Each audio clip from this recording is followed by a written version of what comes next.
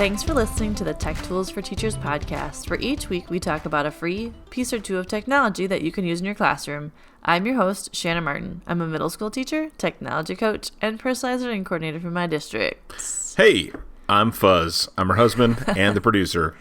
Hey, how's it going? You there? I'm good. How are you? Good. Wonderful. Did you know that it is episode 40? Yes, 040. It's always crazy when you hit like the tens. It is. It's like this huge accomplishment. I agree with you. 40 It's actually, we're going episodes. We're going to be rolling over to a year's worth of Yep, the first week of January. Yeah, that's pretty nuts. 40 episodes in a year, man. We'll have gotten probably 42 by then. 41, 42. 41 or 42, yeah. Crazy. Yeah, that's pretty crazy, man. Yeah. So this week, we're amongst the mass crazy between like holidays, no time for anything. But wait, here's a million things to do. This year's really odd for both your profession and mine because Christmas falls on a Wednesday. Yes. Which means there are 2 full weeks that are shot in terms of productivity. Yes. Due to you you hang out with middle schoolers all day. I do. Due to Christmas and Christmas Eve and New Year's Eve and New Year's Day. Yes. And we still go back though. Like I still have a Thursday, Friday that last week. So like we have New Year's Day and then we go back. Yeah. Yeah. Oh, I know. I mean, we do too, but it's just right in the middle of everything. It just throws everything off. It's a little crazy. It is a little crazy. So it's the balance of still teaching, still getting your point across, doing things, and then, like a half day here and like things going on here. So, yeah, next week, I'm presenting. This week. Yes, this week. I'm so thrown off by my day. Okay, so this week, I'm presenting at Slate. So I might see some of you there, maybe.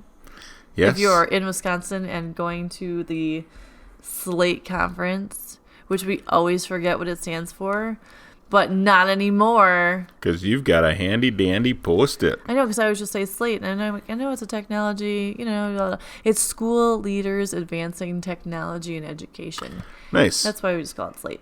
But I will be headed there and presenting this week, and I will be talking about this week's podcast theme, and I'm so excited because I came up with this snazzy little catchphrase. Not even a catchphrase. It's like this week's theme. We all know I love a theme.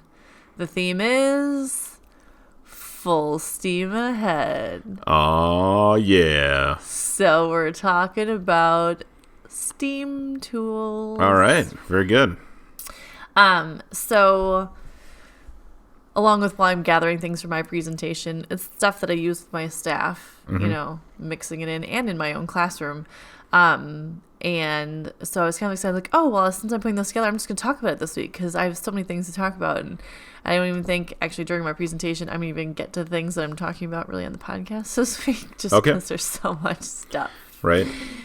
Even you said, you're like, how many things are you talking about? Yeah. Let's do some math here. You have 4 topics today. 45 minutes and 405 topics. It's okay.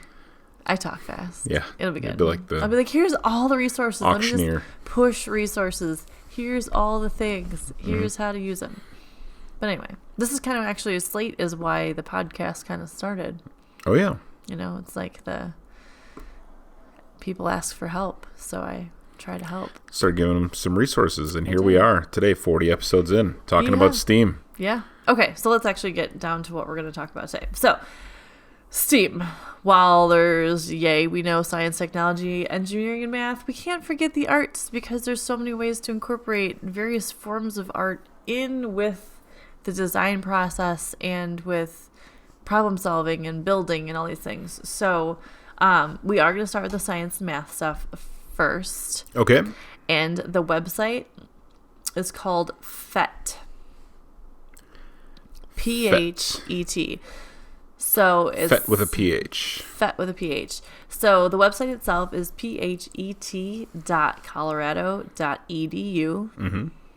And holy cow, is this the coolest math science resource that I found in a while. Why is it so good, Shanna? Because there are interactive simulations for math and for science. Mm-hmm. And they'll even tell you there's 658 million simulations delivered they've shared in classrooms. Well, they cover topics from physics to chemistry, math, earth science, and biology. But what's cool is it translates into different languages too. Like, it's so cool. So if you get to the website, fetcolorado.edu, and you, across the top, you have simulations, you can pick specific topics, kind of the ones I went through before, like physics, biology, chemistry, earth science, and math. Then you can choose by grade level. So if you're looking for elementary, middle, high school, or university level. okay.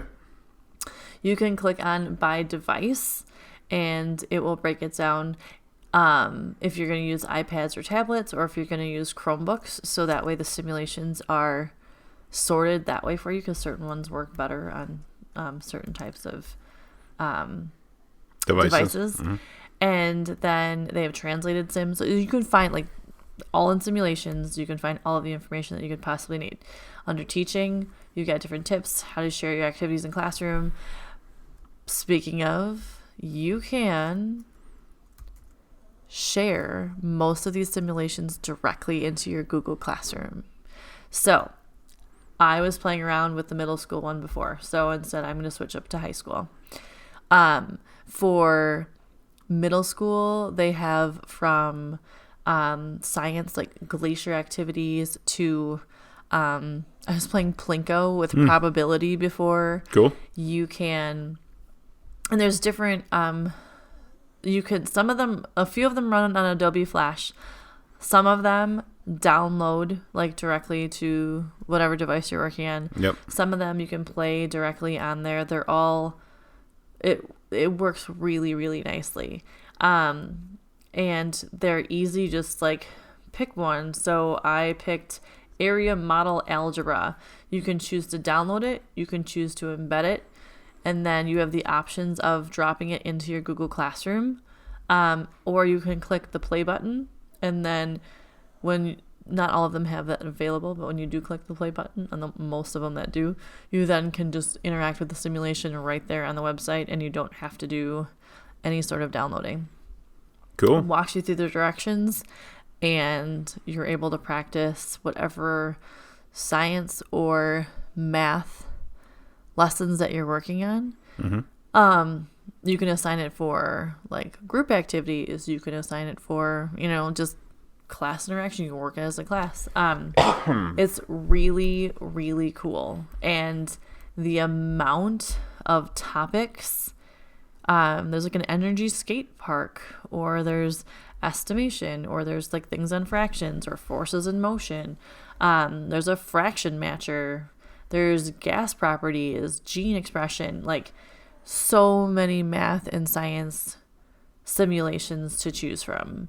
So whether you're a math teacher, science teacher, any of those areas in between, there is a ton to offer. And what a great resource for students to have for extra practice if needed.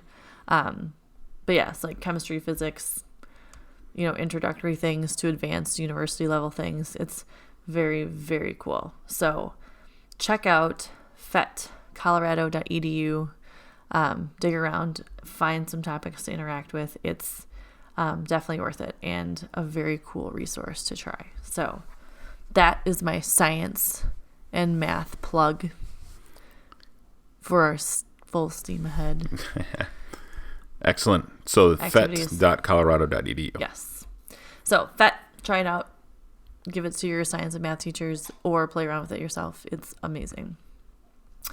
On our adventure today, next up is a resource called artsedge.kennedycenter.org. It's Arts Edge. it is created by or supply, like sponsored by the Kennedy Center. Okay. The Kennedy Center Honors for the Arts. And this is such a cool resource for educators. They also have information for families and students. So there's, different ways you can approach this. But if you go to, it's artsedge.kennedy-center.org Yep. is the site. Click on educators. I can speak today. And then there is, you can explore information on, Native American culture. You can pull up different types of, if you click on lessons, you can pull up from elementary to middle to high school. So you can choose levels. Then world myths. You can talk about analyzing photographs from theory to practice, like how to examine works of art. It teaches you how to do that. And the lessons go along with articles and then actual pieces of art. You can click on, there's a lesson on discovering national parks. There's one on murals. There's one on elements of ballet. So it's not just your usual, here's a painting, here's a sculpture. It covers dance. It covers culture. 5 easy social dances for early elementary. And it's a tip sheet that there's circle dances, line dances, and partner dances. Cool. And it can teach you all how to do all of that stuff. Nice. See? So now when I know what we're going to do with our 4-year-old. Yes. Circle dances. Woo. It'll probably be line dances because I'm guessing it's going to be she and I. Probably. And she'll just lead the whole thing. Yes. So with the lesson plans, it lays out your lessons for you. It kind of shows you exactly what you need to do. There's tip sheets on how to create authentic cultural experiences for your students. There's articles, and then there's arts integration. So best practices for integrating the arts into your classroom. So there's just so much information, and it's not just, it's all types of art, which I think is really cool. So dance and expression and culture are all included in it. And then it also has a standards alignment. So you can pull up your standards that you need to, and it will align it with your standards. Then there's also other options, as families, you can share information, because I know always we're looking for family resources and stuff, but there's really good articles just for parents to kind of look through and share, getting your kids involved or preventing and treating injuries during dance, or just different cool things. So things you can work with at school versus what can you do at home when you're out and about, things to look for and search for, which is kind of cool, if you're out in the world with your family. And then there's another thing that goes through collections, and it's cool. So if you click on the collections tab, you can pick a genre of art, whether it be dance, theater, music, or visual arts, and then it will sort out all of the resources they have by the different types of genres. You can also search by time period, and then you can search by specific places in the world. So you can sort out all kinds of information and then have that to share with your students as well. Yeah, so, that's fantastic. It's a really cool resource and a great way to incorporate different types of art into different subject areas. Yeah, for sure. Which is kind of cool. So, Arts Edge. Kennedy-center.org. There you go. Thank you. Yeah. So, full steam ahead. How many times can I say it? I don't know how we're gonna put a bell at the end. Ding. Yes. Ding. Ding. Be like, you could find a little sound for a boat horn. Actually, it could be amazing. I'm looking up here on the Noun Project to see what kind of Steam icons there are. There's a whole bunch. All right. So as you bring up our next site, good segue. So the Noun Project is our next website. It is very similar. I didn't mean to steamroll you. Sorry. I'd be steaming mad if I really was upset. All right. So. Don't mind if I toot my horn? I think like a steam whistle. Digress. I get nothing. Okay. So on that note, the noun We'll project. iron this out later. The noun project. Yes.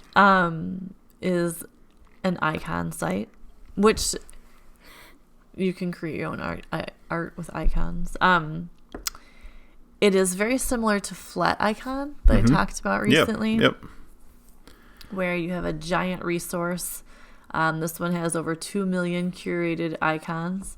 You can create a little login for yourself and then basically type in your topic and you can search anything and find icons for anything. Excuse me. And then you can add them to anything that you want to. So you can add them to documents. You can add them to, if you want to logo stuff, you can create art projects in Google Draw. You can do all kinds of things, but it's a great resource and a quick one if you need some cool icons. And if you want to try out something different, Flat Icon is one, but the noun project is pretty cool. And some of these are more detailed icons than we talked about in Flat Icon. There are general like shapes and stuff, but then there's some pretty specific kind of drawings too, which is kind of cool. And then you can make adjustments to them with, like colors and shading and all that kind of stuff. So Flat Icon is one option, but the noun project is our kind of artsy thing where you can create your own. What are the things that you've searched? Have you found anything super fun and strange yet? Like palm trees. Palm trees. Well, I typed in palm and I got about 500 palm trees and then hands because it's the palm of your hand. Or then they started pulling up hands and fingers and water pouring in hands and palms and 18 billion more types of trees. So the pages keep on going and going and going. I typed in fuzz. Got a lot of peaches and beards. There you go. And police hats. Oh. Yeah. Fun. And some, I don't know, robot-y things. All right. Yeah. Cool. So the noun project, check it out. Try it out if you need some fun icons. Something easy to find cool icons on and try stuff out. You got it. Cool. So that's kind of artsy, kind of designery, The last site we are going to talk about is a site that comes up on occasion and then I forget about it and then I find it again and I'm like, why don't I use this more often? If you need a fantastic resource for all things art and culture, you can Google it. Go to Google Arts and Culture. It's not just a regular Google. The website is artsandculture.google.com. And I always forget this exists, and I don't know why, because it's such a great resource. And with all of the different classes I teach between social studies and reading and computers and robotics and all the other things, this site has so much to offer. So if you just look at the page, there's of course a million different pieces of art. So you can click on a painting. But what's really cool, if you scroll down a little bit, you can explore with Street View, because you have all the Google tools, but you can explore and take a tour of the Eiffel Tower, from the Eiffel Tower. So here's the view of France from Paris from the Eiffel Tower. You can go through and visit the Taj Mahal. But what's really neat about this site is Google has partnered with all of these different museums. And so you can see these pieces of art. You can travel through museums and you can basically go on all these cool virtual field trips. And they even have things organized by color. So explore by color, all of these pieces of art that would be in the shades of blue and red. And yeah, it's amazing with the amount of stuff they have. So if you're in artsandculture.google.com and you click on the little hamburger on the left-hand side, that's where all of your choices are. So you can explore. You can click on the nearby button. Yep. And then I'm it'll actually ask for at your source. the Milwaukee Milwaukee Art Museum right now. Isn't that cool? Yeah. So you can, if you tell them where you are nearby, they will list all of the museums that are near your house within so many miles. Mm-hmm. And then you can visit those museums from sitting on your chair. Yeah, that's what I'm doing. Look at you. It's the best way to visit. It's not best way to visit a museum. But what a cool way to expose students to things that they normally wouldn't see. Speaking of sitting on my chair, I clicked in on the Milwaukee Art Museum, and one of the exhibits that is on there are chairs. Look at that. Yeah. See? This one here is a Chase Lounge number 313 from Marcel Breuer. Nice. So on the left-hand side, while you are exploring and going on adventures through your museums, you also can pick themes, experiments, artists. You can choose by mediums or art movements or historical events or historical figures. And it's kind of cool if you click on historical figures. There's this giant list of A to Z of all these historical figures. But then if you pick someone, let's find a historical figure. There's so many choices. I can't pick one. Who do I want to pick? I don't even know. The list is gigantic. So we're gonna pick Lady Gaga. Okay. Because she's a historical figure. Yeah. It's kind of cool. You get a little blurb about them. So you get about a paragraph of information about your person. And then you get different pieces, like photographs, or like hers has costumes or quotes that they have. So then it's like if there's art connected to your famous people, or if there's a specific like quotes that are considered, art or whatever, you can click on those, and then they have more. She only had like 13 in hers, but if you pick like Queen Victoria, there's 587 items under the list for Queen Victoria. Wow. And it gives you like birth to death, and then it gives you stories that are on them, like specific articles, and then you can just sort through all of these resources. So it's super cool. So if you get a chance, with your students, if you want to do virtual like trips with them, you can, or if they're researching something, or if you just want to do some daily journaling, like throw up a picture, like where is this in the world, or who is this person, or how can you connect to them. There's just so many ways you can use this site for incorporating art and culture into any subject area, and the resources are enormous. So Google Arts and Culture. If you haven't looked at it, please do. And if you have looked at it, it's kind of like, oh, bring back an old friend. It's been a while since I've used it in my classroom. Yeah, so that's pretty cool. It is fun to play around on. I agree. So yeah, Steam. Steaming through. Yes. It's not steamy in here. Oh, I'm freezing actually right now. But, I'm trying to think of another one. I can't. Another pun for Steam. You're better at this than I am. I think I used them all up earlier. All right. I could. You're gonna Google it now. Steam puns. No. Yeah. Steampunk. Not quite.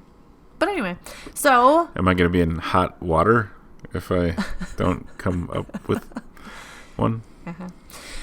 So on that note. Yeah.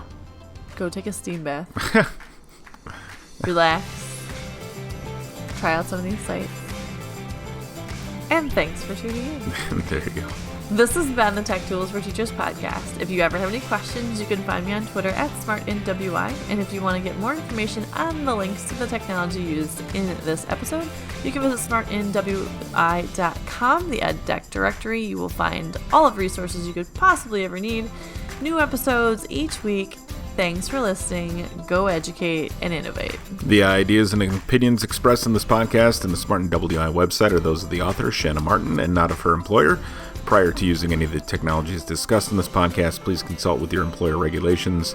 This podcast offers no guarantee that these tools will work for you as described, but we hope they do, And we'll talk to you again real soon on the Tech Tools for Teachers podcast. Thanks for listening.